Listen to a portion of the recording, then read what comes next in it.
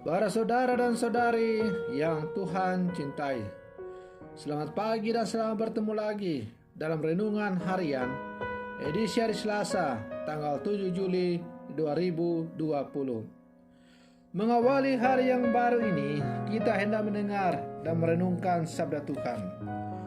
Marilah sebelum kita mendengar dan merenungkan sabda Tuhan, kita berdoa.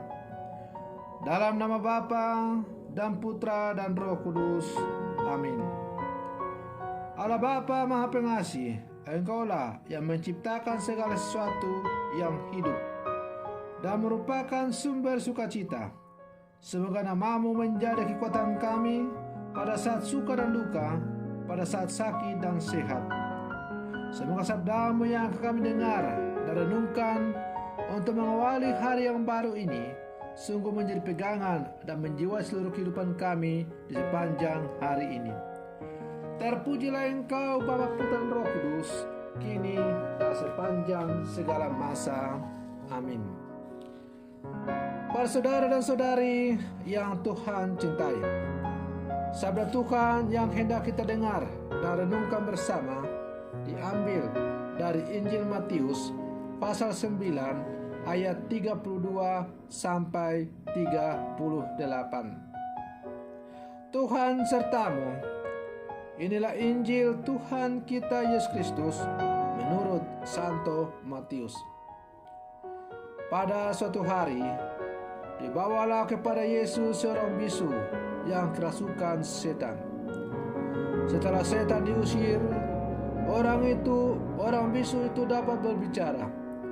Maka heranlah orang banyak katanya. Hal semacam itu belum pernah dilihat orang di Israel. Tetapi orang Farisi berkata, dengan kuasa penghulu setan, ia mengusir setan. Demikianlah Yesus berkeliling ke semua kota dan desa. Ia mengajar dalam rumah-rumah ibadat dan mewartakan Injil kerajaan surga serta melenyapkan segala penyakit dan kelemahan. Melihat orang banyak itu, tergeraklah hati Yesus oleh belas kasih kepada mereka, karena mereka lelah dan terlantar seperti domba yang tidak bergembala. Maka kata Yesus kepada murid-muridnya, tuai memang banyak, tetapi sedikitlah pekerja. Karena itu mintalah kepada Tuhan yang punya tuaian, supaya mengirimkan pekerja-pekerja untuk tuaian itu. Demikianlah Injil Tuhan. Para saudara dan saudari yang Tuhan cintai, dalam bacaan Injil hari ini dikisahkan bagaimana Yesus menyembuhkan orang bisu dan mengusir setan, mengajar orang banyak, dan mewartakan kerajaan surga. Bisa dibayangkan betapa padat acara dan kegiatannya. Apa yang dilakukannya adalah kerja dan karya demi pemulihan umat manusia yang sangat membutuhkan. Kehadirannya memberikan asa pada yang sakit dan yang kerasukan setan. Yesus tidak hanya menyembuhkan penyakit, tetapi juga memulihkan relasi manusia dengan Allah.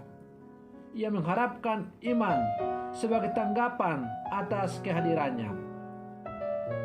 Para saudara dan saudari yang Tuhan cintai, mujizat penyembuhan orang bisu dikisahkan singkat saja.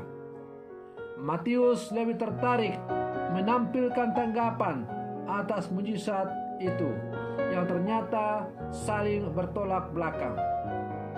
Orang banyak merasa takjub, tetapi orang-orang Farisi mencibir dengan mengatakan ia mengusir setan dengan penghulu setan. Reaksi orang Farisi patut dicatat. Mereka tidak menyangkal kuasa Yesus. Mereka hanya menuduh bahwa kuasa itu berasal dari pemimpin setan. Para saudara dan saudari yang Tuhan cintai, apapun tanggapan orang, Yesus tidak peduli. Yesus tetap berkarya. Ia prihatin melihat domba-domba yang lelah dan terlantar tanpa gembala. Terdorong oleh belas kasihnya, Yesus berhasrat untuk melayani sebagai seorang gembala yang baik. Andai saja para pemimpin kita punya semangat seperti ini, situasi kita pasti akan jauh lebih baik. Celakanya, bukan saja tidak peduli, banyak di antara pemimpin justru menjadi penyebab penderitaan banyak orang. Saudara dan saudari yang Tuhan cintai,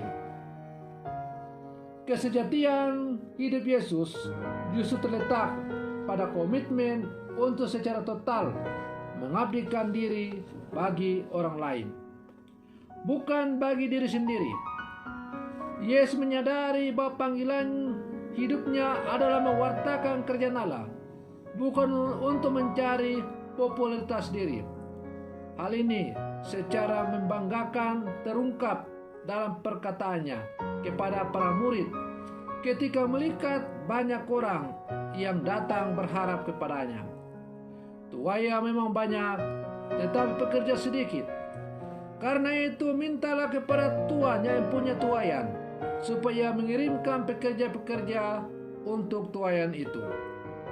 Perkataan tersebut menunjukkan adanya kesadaran yang sungguh-sungguh akan misi perutusannya. Semangat seperti itulah yang semestinya menjadi inspirasi dan pedoman bertindak bagi kita sebagai murid-murid Yesus yang hidup zaman sekarang. Semangat kekatolikan tidak terletak pada tanggapan-tanggapan manusiawi, melainkan pada pewartaan kerjaan Allah. Dengan dimilikinya kesadaran semacam ini, setiap orang Katolik akan mampu bekerja maksimal di ladang gandum Allah, di mana Allah mengutus kita masing-masing. Kita tidak perlu takut atau pusing dengan tanggapan-tanggapan orang seperti yang dialami oleh Yesus dengan dicibir oleh orang-orang Farisi dengan mengatakan bahwa ia mengusir setan dengan kuasa penghulu setan. Kita melangkah sebagai pribadi Katolik yang dewasa dan tidak mudah terombang-ambing oleh situasi di sekitar kita. Marilah dalam kehidupan kita sebagai orang-orang Katolik di zaman sekarang, kita terus menanggapi sabda Yesus dengan menjadi pelayan-pelayan berkarya sesuai dengan yang Tuhan berikan kepada kita masing-masing. Tuaya memang banyak, tetapi pekerja sedikit. Maukah kita bekerja bersama dengan Yesus, mewartakan Injil lewat cara hidup kita masing-masing, supaya dunia ini semakin dibawa untuk terarah kepada Yesus? Maukah kita orang-orang Katolik yang hidup zaman sekarang sungguh mau menghayati hidup dan panggilan kita sebagai orang-orang Katolik yang diutus dan dipanggil untuk mewartakan Injil? Semoga permenungan saya ini semakin menghantar kita untuk menjadi rasul-rasul yang tangguh yang hidup di zaman sekarang. Semoga kita semakin hari semakin disadarkan akan tugas dan tanggung jawab kita sebagai pemberita Injil dalam situasi hidup yang konkret. Semoga demikian. Selamat pagi. Tuhan Yesus memberkati.